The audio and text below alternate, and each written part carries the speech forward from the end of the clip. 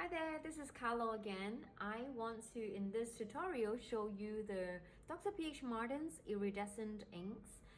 It comes with many types of colors. You can see here I've displayed the Iridescent Orchid, the very famous copper plate gold. A lot of people use them to write on material like agate. You can see that you can write nicely on agate, or you can write on marble, or even leather. Now, I want to show you how I usually use it, and how you can actually, work around with this ink. Now, first of all, I'm gonna pick my favorite color, which is the Iridescent Orchid. You can see that the ink itself is actually very shiny, very shimmery, with a lot of pearlescent in the bottle. Now, when you buy a new bottle, or if you haven't been using a bottle for a while, what happens is you can see that you might have two layers of the ink. So I will show you like this one. So let me peel this off. You can see the pigments are all settled at the bottom. Now what you should do is to really mix the color, I would open it up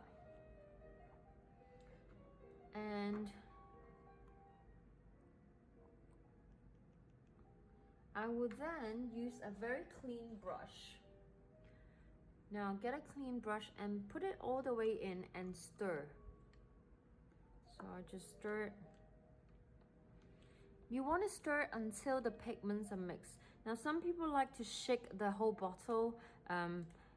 It is okay, but then what I found is you can, when you shake it, the bubbles create, the tons of bubbles created in the bottle, which I really don't prefer to have bubbles while I'm writing, especially because it kind of like creates some blockage when you dip it into the ink, into the nib, and the flange kind of like, not the flange, sorry, the vent, which is the eye, will kind of block by the bubble. Okay, so I just kind of blending. You see they are mixing quite well. Okay, once you mix after a few minutes, what you can then do is use the dinky dips. The dinky dip that I'm currently using is a very lovely one by Hong Kong calligrapher Alice. So I also stock her Glacier inkwell. So I will use this one. Actually, previously I was using this color. It's empty now, so I will use the same dinky dip. And I will then get the dropper and then immediately extract some of the pearlescent ink and drop it in. Okay, now when you are playing with color inks, I don't think you need tons of ink, so using a dinky dip is great. I don't suggest dipping directly into the bottle or trying to do this.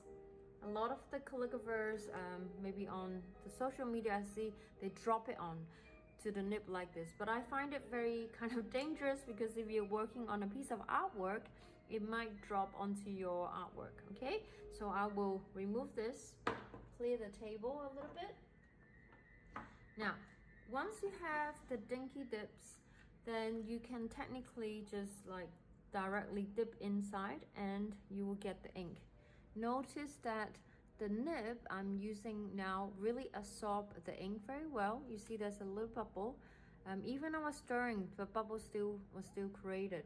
So if you shake the bottle, you will notice there will be tons of bubbles. Okay, now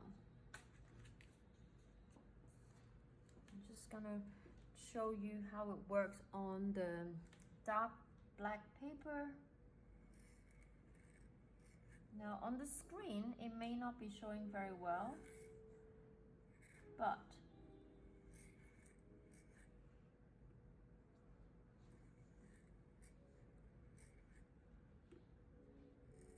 it is actually writing very prettily.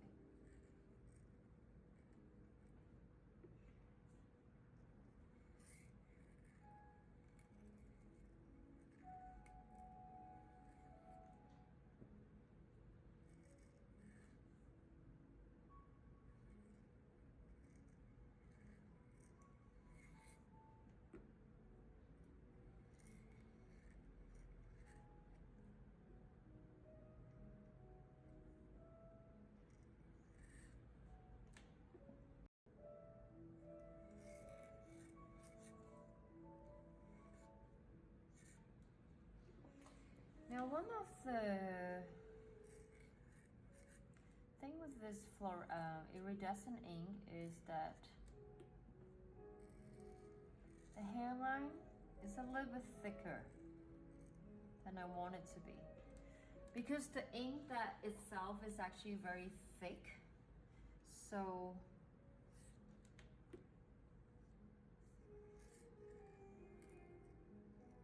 you have to be very light on the nib in order to create a very thin hairline.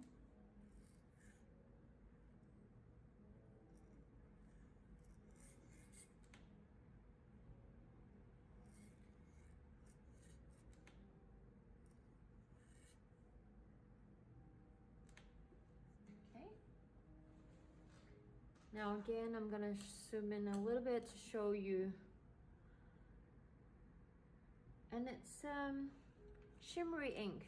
So once it dry, you're supposed to see the tint, but still wet, so at the moment you won't be able to see it. Okay. And this is the dried result.